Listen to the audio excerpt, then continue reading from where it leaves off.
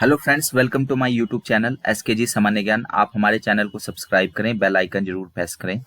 जैसा कि आप सभी जानते हैं, 29 जुलाई 2020 को मानव संसाधन विकास मंत्री रमेश पोखरियाल निशंक द्वारा जो है वो नई शिक्षा नीति की घोषणा की गई। और ये जो नई शिक्षा नीति है, ठीक है, ये जो हमारी 34 साल पुरानी शिक्षा नीति थी, 1986 की जो राष्ट्रीय शिक्षा नीति थी, ठीक है, उसको ये बदल देगी। ठीक है, जो 1986 की शिक्षा नीति थी वो 10+2+3 पैटर्न पे आधारित थी, और नई शिक्षा नीति जो है वो इस पैटर्न को जो है वो 5+3+3+4 मॉडल पे जो है वो लेकर आ जाएगी। ठीक है, ये जो नई शिक्षा नीति जो है, इसके जो एक कमेटी बनाई गई थी और इसके अध्यक्ष थे इसरो के जो पूर्व चेयरमैन थे के कस्तूरी रंगन, उनकी अध्यक्षता में एक कमेटी बनाई गई थी। ठीक है, जिसने नई शिक्षा नीति का जो है वो मसौदा तैयार किया, राष्ट्रीय शिक्षा नीति का 2020 का। और इस कमेटी ने मई 2020 में ही जो है वो रिपोर्ट दे दी थी। तो जो है सरकार ने जो है इसको मान लिया है, और अब जो है वो नई शिक्षा नीति जो है वो लगभग पूरे देश में जो है वो लागू होगी, और नया पैटर्न होगा 5+3+3+4 मॉडल। ठीक है, यानी 5 साल तक जो आपका फाउंडेशन कोर्स होगा, 3 साल तक जो है फिर वो मिडिल स्टेज है। तो इस तरह के जो है वो कोर्सेज जो है इन्होंने करके, और फिर छठी से लेके 8वीं तक का जो है ये मिडिल स्टेज है। ठीक है, फाउंडेशन कोर्स है, और 3 to 5th क्लास का इसमें स्टेज रखा गया है, और जो है लास्ट में जो है वो 9th से लेके 12th तक का स्टेज रखा गया है। ठीक है, तो टोटल 5+3+3+4 मॉडल है। अब इम्पोर्टेंट बात क्या है इसमें कि पहले प्री प्राइमरी एजुकेशन को जो है वो ऑफिशियली जो है वो शिक्षा में शामिल नहीं किया गया था।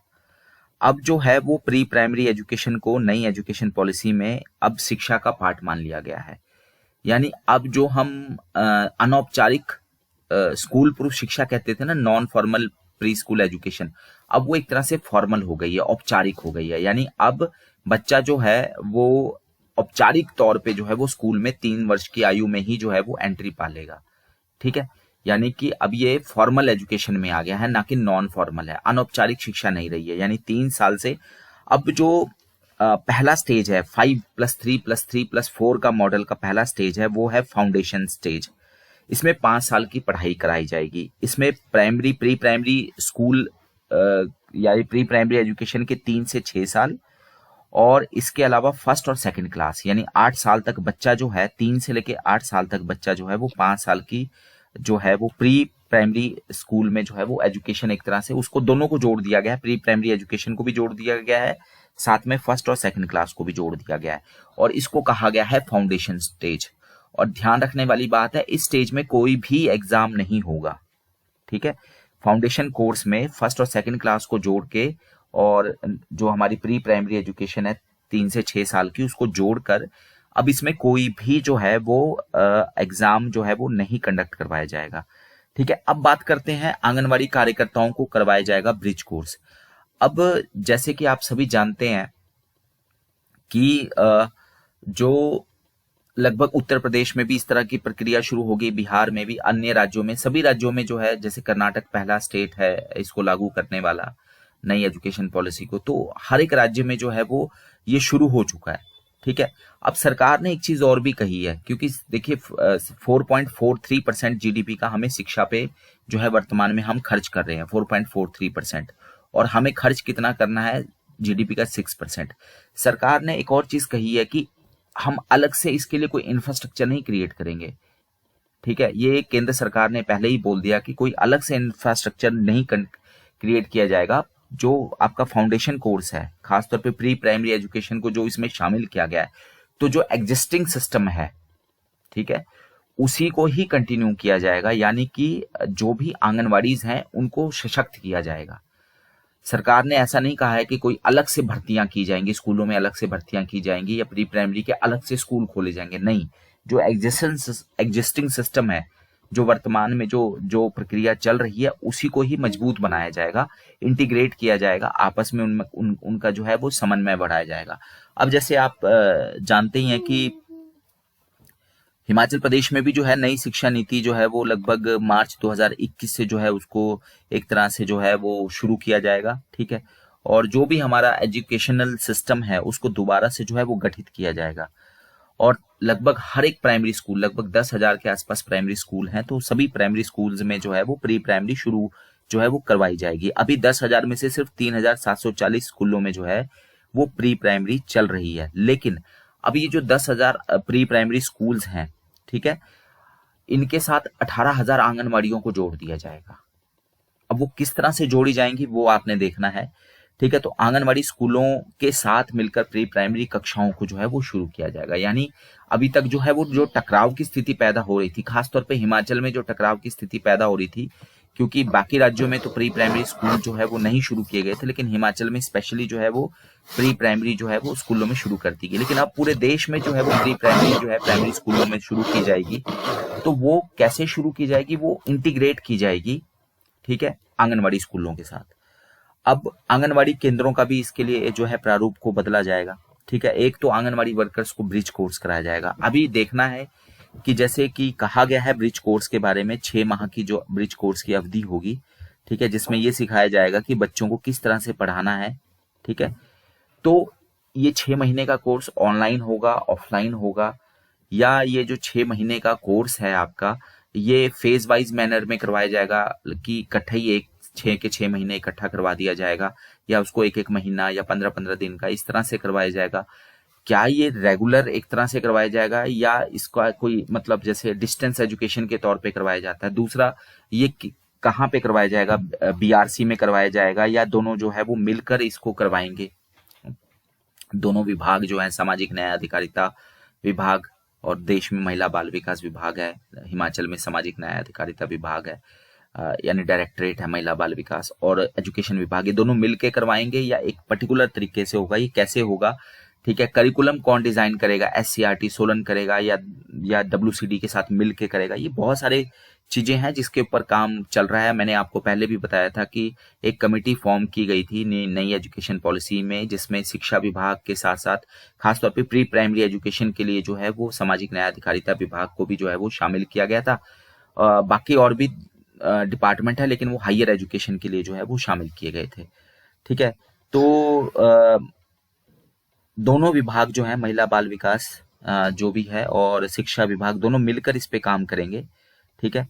क्योंकि केंद्र सरकार ने जो है, खासतौर पे भारत सरकार ने जो है वो इसी तरह के निर्देश दिए हैं कि शिक्षा विभाग अलग से प्री प्राइमरी एजुकेशन अगर लागू करना है तो देश में लगभग 14 लाख आंगनवाड़ीज हैं, तो आप उनको इग्नोर नहीं कर सकते, क्योंकि वो सरकारी इंफ्रास्ट्रक्चर का हिस्सा है, ठीक है। तो आप उनके साथ मिलकर ही, क्योंकि अगर आप पहले ही, एक तो स्ट्रेंथ कम है प्राइमरी स्कूल्स में, दूसरा आप इंफ्रास्ट्रक्चर क्रिएट करिए कर दें, बाद में वो जो है वो चीजें एकदम ही फ्लॉप हो जाएं तो उसका भी वो नहीं है। तो ये इंटीग्रेटेड मैनर में जो है वो चलेगा। अब अगर किसी सरकार, राज्य सरकार के पास बहुत ज्यादा फंड है कि वो अलग से कहीं पे कोई इंफ्रास्ट्रक्चर क्रिएट करना चाहता है, कि एंटिटी के अलग से भर्तियां करना चाहता है कोई स्कूल में, तो वो शायद पॉसिबिलिटी नहीं है, क्योंकि उसका खर्चा सरकार, राज्य सरकार को खुद उठाना पड़ेगा, और ऐसी पॉसिबिलिटी हिमाचल में नहीं है, क्योंकि हमारे पास 90% जो पैसा है वो केंद्र सरकार देती है, 10% ही हम अपना खर्च करते हैं। तो सैलरी और ये बाकी चीजें जो हैं वो कहाँ से आएंगी अगर हम नई भर्तियां करेंगे, नए टीचर लगाएंगे, जैसा कि कई जगह पे हैं भी कि एंटिटी पर जो प्रशिक्षु हैं वो कह रहे हैं कि हमें लगाया जाए। तो क्योंकि अब आप ये देखिए ना, 18,000 आंगनबाड़ी में 36,000 लोग तो पहले ही हैं, वर्कर हैं कुल मिलाकर। 10,000 प्राइमरी स्कूल में मान लीजिए आप 2 टीचर भी रखिए, तो 56,000 आपके पास ऑलरेडी स्ट्रेंथ है। तो क्या इतने जो है वो बच्चे हैं कि हम और टीचर जो है वो लगाएं? तो जो ऑलरेडी एग्जिस्टिंग सिस्टम है उसी में ही जो है वो सुधार किया जाएगा, ठीक है। तो जो टास्क फोर्स गठित की गई है, ठीक है, उसमें जो है इसके बारे में बहुत अच्छी तरह से चर्चा की गई। खासतौर पे प्री प्राइमरी एजुकेशन में जो टास्क फोर्स है उसमें शिक्षा विभाग और महिला बाल विकास निदेशालय ने जो है इसके ऊपर जो है वो काफी जो है वो चर्चा की है। मुख्यमंत्री ने भी जो है शिक्षा विभाग और महिला बाल विकास जो आपका निदेशालय है, विभाग तो सामाजिक न्याय अधिकारिता है, तो वो दोनों मिलकर जो है इसके ऊपर जो है वो कार्य कर रहे हैं, ठीक है।